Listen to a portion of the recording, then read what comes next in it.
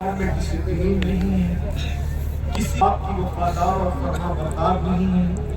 کسی نے یہ ٹکڑا سنایا کہ میری قوم کے جوان اپنی جوانی کو ضائع کر رہے ہیں، جوانی کا مقصد سمجھ نہیں پا رہے ہیں۔ کسی نے یہ ٹکڑا بھائی کا چہرہ اتر جاتا ہے، وہ بھائی کو بہن کی اہمیت نہیں پتا ہے۔ کسی نے یہ کہا کہ علماء کی قدر نہیں کی جا رہی ہے، کسی نے یہ کہا کہ اداروں کی اہمیت نہیں ہے، کسی نے یہ کہا کہ ماہ رمضان شریف کی تعظیم نہیں ہے۔ غرض کہ سب نے اپنے اپنے طور پر جو مشاہدہ کیا وہ دکھڑا آپ کے سامنے پیش کیا، اور ہم بھی وہی دکھڑا لے کر کے آئے ہیں۔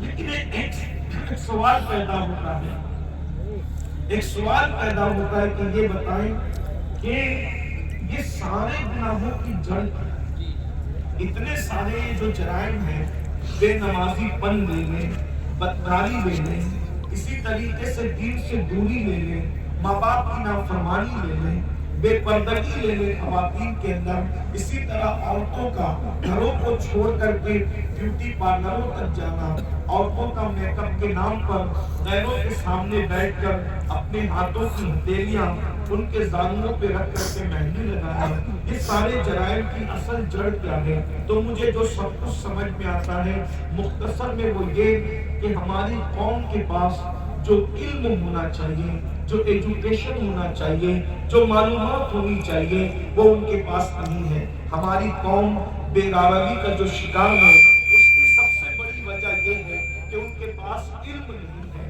ان کے پاس تعلیم نہیں ہے۔ یاد رکھیے، ساری برائیوں کی جڑ علم کا نہ ہونا ہے، تعلیم کا نہ ہونا ہے۔ جب بھی کسی قوم کے پاس علم نہیں ہوتا تو وہ قوم بے راوی کا شکار ہوتی ہے۔ آپ میں پوری دنیا کی بات نہیں کرتا، ابھی پوری دنیا کا ذکر نہیں کرتا، صرف ایک شہر مکہ المکرمہ کا ذکر کرتا ہوں۔ ذرا غور کریں، مکہ المکرمہ کون سا شہر ہے جسے قرآن کہتا ہے وَمَن دَخَلَهُ كَانَ آمِنًا، کہ جو اس میں داخل ہو گیا وہ امن میں آ گیا۔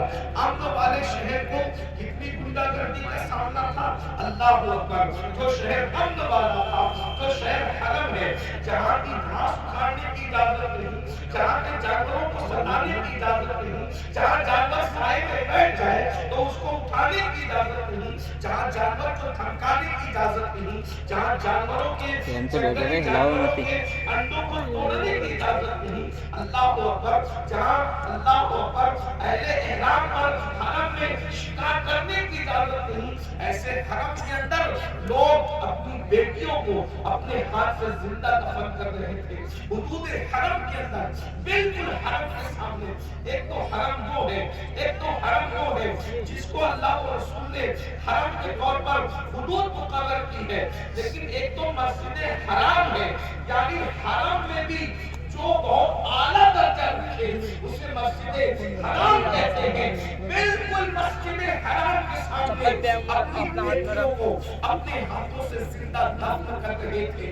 اللہ اکبر۔ مائیں اپنے بچوں کو گود میں شراب پلا رہی تھی، جیسے آج بچے نہیں سوتے تو ماں نیند کی دوا پلاتی ہے۔ اس دور میں جب اللہ کے رسول تشریف نہ لائے تھے تو مائیں اپنی گود میں اپنے بچوں کو شراب پلایا کرتی تھی۔ زنا کا حال یہ تھا، اگر زنا کرنے کوئی عورت نہیں ملتی تو لوگ اپنی ماؤں کے ساتھ زنا کر لیا کرتے تھے۔ اتنی گندگی تھی کہ ایک ایک عورت کئی کئی مردوں کے ساتھ اپنا رشتہ اور تعلق رکھا کرتی تھی۔ اللہ اکبر۔ ذرا غور کریں، اس گندے ماحول میں جبکہ جانوروں کے ساتھ بدکاری ہو رہی ہے، ماں کے ساتھ بدکاری ہو رہی ہے، ماں کی گود میں شراب پلائی جا رہی ہے، اللہ کے گھر پہ 360 بت رکھ دیے گئے ہیں، ننگے ہو کر کعبے کا طواف کرتے ہیں، عورتوں کو منحوس سمجھتے ہیں، بیواؤں کو منحوس سمجھتے ہیں، بیواؤں کے ساتھ بدسلوکی کرتے ہیں، کمزوروں پہ ظلم کرتے ہیں، کمزوروں کا مال کھا جاتے ہیں۔ جب اللہ کے رسول تشریف لائے، اللہ کے رسول علیہ السلام نے اتنا گندا ماحول دیکھا تو ماحول دیکھنے کے بعد حضور علیہ السلام نے ان کے سامنے نماز کی بات نہیں کی۔ ذرا میں توجہ چاہتا ہوں آپ سب کی، اہل ممبر کی بھی توجہ چاہتا ہوں، ذرا غور کریں ماحول کتنا بگڑا ہوا تھا۔ حضور علیہ السلام نے پہلے دن نماز کی بات نہیں کی، پہلے دن روزے کی بات نہیں کی، پہلے دن حج کی بات نہیں کی، پہلے دن زکات کی بات نہیں کی، پہلے دن صدقے غصے کی بات نہیں کی. اتنے گندے ماحول میں اللہ کے رسول جو سب سے پہلا حکم لے کر کے آئے وہ کیا تھا؟ اتنے گندے ماحول میں سب سے پہلا جو حکم لائے وہ کیا تھا؟ تو قرآن کہتا ہے اقرا بسم ربک الذی خلق خلق الانسان من علق. اللہ اکبر. اندازہ فرمائے اس گندے ماحول کے اندر حضور سب سے پہلے علم کی بات لے کر آئے. پڑھو لکھو پڑھو لکھو، کیونکہ حضور جانتے تھے جس دن ان کو پڑھنا لکھنا آ گیا اس دن ان کی زندگی بدل جائے گی. اور اللہ کے رسول علیہ السلام اللہ کی کتاب لے کر کے آئے. اللہ کے رسول ہمارے نبی کتاب لے کر آئے. ہمارے نبی صاحب کتاب نبی ہے، صاحب کتاب پیغمبر ہے، صاحب کتاب رسول ہے. اور کون سی کتاب لائے؟ اسے قرآن کہا جاتا ہے. قرآن کو قرآن اس لیے کہا جاتا ہے کہ کوئی کتاب اتنی نہیں پڑھی گئی جتنا قرآن پڑھا گیا ہے، اور جتنا قرآن پڑھا جائے گا اتنی کوئی کتاب پڑھی نہیں جا سکتی.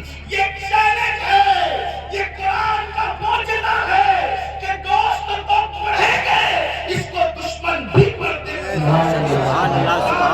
حضور قرآن لے کر کے آئے. اب بتاؤ حضور نے اس قوم کو پڑھایا.